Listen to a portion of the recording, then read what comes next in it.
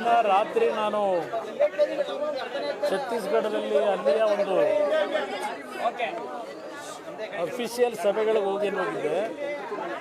ಸಂಜೆ ನಾನು ರೂಮಿಗೆ ಬಂದಾಗ ನಮ್ಮ ಲೋಕಲ್ ಚಾನಲ್ಗಳಲ್ಲಿ ಬರ್ತಾ ಇದ್ದಂಥ ಸುದ್ದಿ ನೋಡಿದೆ.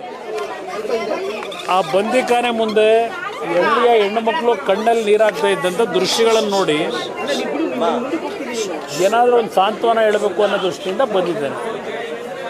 ನಾನು ಸರ್ಕಾರಕ್ಕೆ ಹೇಳ್ತಕ್ಕಂಥದ್ದು ಈಗಲೂ ಸಹ ಸಲಹೆನೊಂದು ಆಯಿತು. ಅವತ್ತಿನ ಗಲಾಟಿನಲ್ಲಿ ಯಾರ್ದು ವೈಫಲ್ಯತೆ ಮಗದೊಂದು ನಾನು ಈ ಕ್ಷಣದವರೆಗೂ ಯಾರ ಹೆಸರನ್ನೂ ಹೇಳಿಲ್ಲ. ಗೃಹ ಸಚಿವರಿಗೆ ಎಚ್ಚರಿಕೆ ಕೊಟ್ಟಿದ್ದೇನೆ ಅಷ್ಟೇ.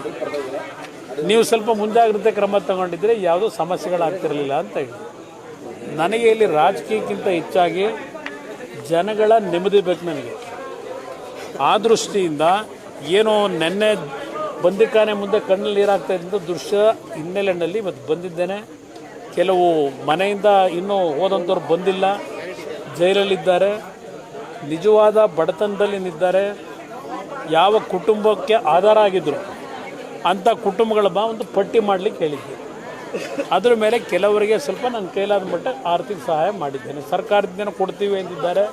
ಅವ್ರು ಇನ್ನೂ ಅದು ಫಾರ್ಮ್ಯಾಲಿಟೀಸ್ ಇನ್ನೂ ಏನೇನು ಮಾಡ್ಕೋತಾರೋ ಅದು ಅವ್ರಿಗೆ ಸೇರಿದ್ದು. ಆದರೆ ನಾನು ಈ ಸಂದರ್ಭದಲ್ಲಿ ಮಾಧ್ಯಮದ ಸ್ನೇಹಿತರ ಮುಖಾಂತರ ಸರ್ಕಾರಕ್ಕೆ ಮನವಿ ಮಾಡ್ತಕ್ಕಂಥದ್ದು ಆಗಿದ್ದಾಗೋಗಿದೆ. ಇಲ್ಲಿ ಪುನಃ ಈ ಮುಗ್ಧ ಜನರನ್ನು ಮತ್ತೆ ಊರಿಗೆ ಹೋಗಿ ಮನೆ ಬಿಟ್ಟು ಹೋಗಿರ್ತಕ್ಕಂಥವ್ರನ್ನ ಬಂದು ಅವರ ಪ್ರತಿನಿತ್ಯ ಜೀವನ ಸಾಗಿಸ್ಲಿಕ್ಕೆ ನಾನೇನು ಮನವಿ ಮಾಡ್ತಾ ಇದ್ದೇನೆ. ನಾನು ಹಿರಿಯ ಅಧಿಕಾರಿಗಳಿಗೂ ಮನವಿ ಮಾಡಿದ್ದೇನೆ. ಇಲ್ಲಿಯವರೆಗೆ ಅರೆಸ್ಟ್ ಮಾಡಿ ಜೈಲಲ್ಲಿರ್ತಕ್ಕಂಥದ್ದು ಒಂದು ಭಾಗ, ಮತ್ತೆ ಇದನ್ನು ಮುಂದುವರಿಸ್ತಕ್ಕಂಥ ಕೆಲಸ ಮಾಡಬೇಡಿ ಅಂತ ಹೇಳಿದ್ದೆ. ಯಾಕೆಂದರೆ ಒಂದು ಗ್ರಾಮಗಳು ಈಗ ಒಂದು ಶಾಂತಿಯ ಒಂದು ತಹಬದಿಗೆ ಬರ್ತಾ ಇದ್ದಾಗ ಇದನ್ನು ರಾಜಕೀಯವಾಗಿ ದುರ್ಬಳಕೆ ಮಾಡ್ಕೊಳ್ಳೋದು ಬೇಡ. ಯಾರಾದರೂ ನಾನಿಲ್ಲಿ ಬಂದು ಏನೋ ನಾನು ಅನುಕಂಪ ಗಿಟ್ಟಿಸ್ಕೊಳಕ್ಕೆ ಬಂದಿದ್ದೀನಿ ಅಂತಕ್ಕಂಥದ್ದು ಯಾಕೆಂದ್ರೆ ಮಾತಾಡ್ತಾರೆ ಗೊತ್ತು ನನಗೆ.